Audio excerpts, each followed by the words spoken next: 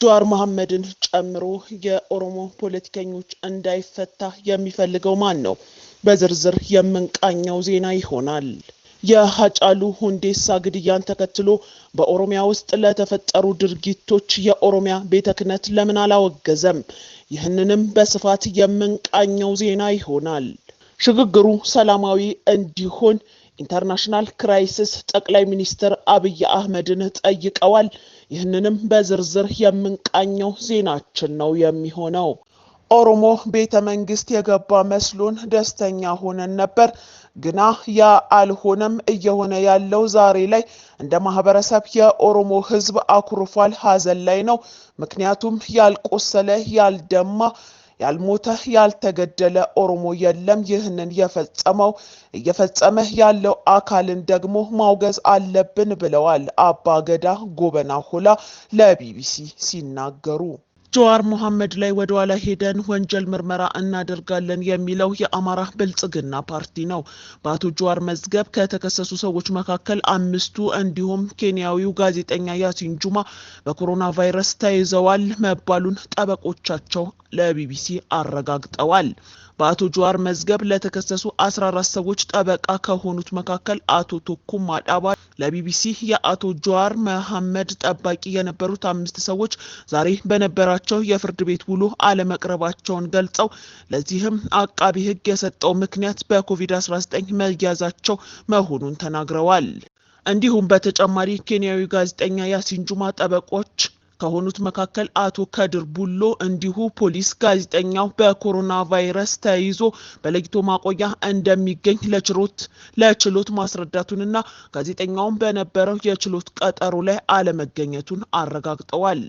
ዶክተር ቶኩማ ዳባ ለቢቢሲ እንደገለጹት በአቶ ጀዋር መሐመድ ጉዳይ ላይ ቀጠሮ መኖሩን የሰሙት ድንገት 5:30 አካባቢ መሆኑንና 4 ጠበቆች ፍርድ ቤት በተገኙበት ወቅት አቃቢ ሕግ ምስክር ለማሰማት ቀጠሮ አስይዞ ቀርቦ እንደነበርም ይናገራሉ። በወቅቱ በመዝገቡ ከተከሰሱ 14 ተጠርጣሪዎች መካከል 9 ብቻ መቅረባቸውን የሚናገሩ ዶክተር ቶኩማ ዳባ ጌቱ ተረፈ፣ በሽር ሁሴን፣ ሰቦቃ ኦልቀባ፣ ኬኔ እና ዳዊት ወርዶፋ አልተገኙም ብለዋል።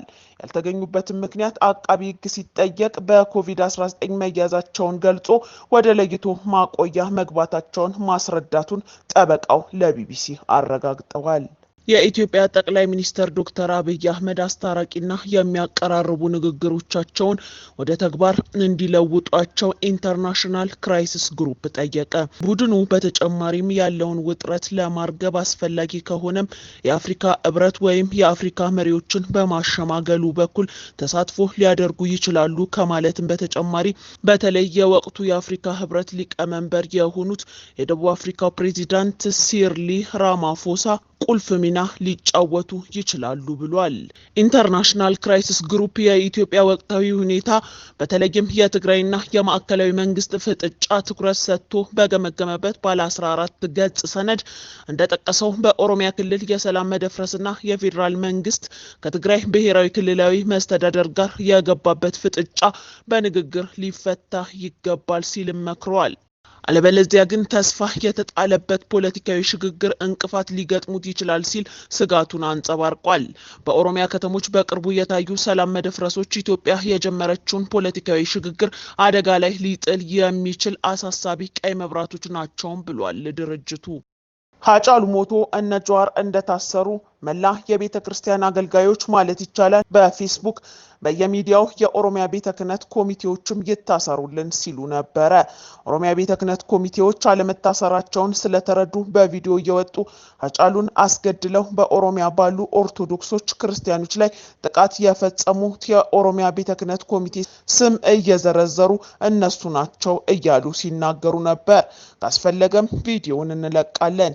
ይህ ሁሉ ጩኸት የኦሮሚያ ቤተ ክህነት ኮሚቴ ወጥቶ አንድ ነገር ከተናገረ ነገሩን እየሰነጠቁ ለመወንጀል ተዘጋጅተው ስለነበረ ነው።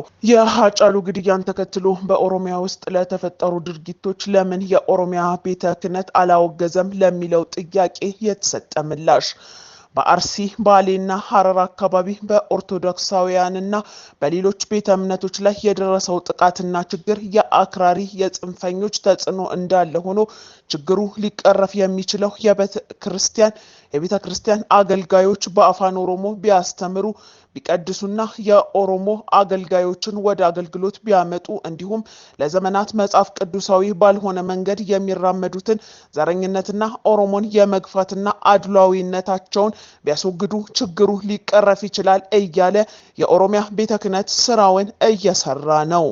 የኦሮሚያ ቤተ ክህነት ወጥቶ ቢናገር የአንድ ወገን ብቻ አፍ አይሆንም።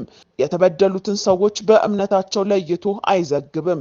የሁሉም ተበዳዮችን ግፍ ይናገራል እንጂ ይህ ደግሞ ለነሱ አይዋጥላቸውም። ምክንያቱም ሊያጠቁ የፈለጉት እምነት አለና።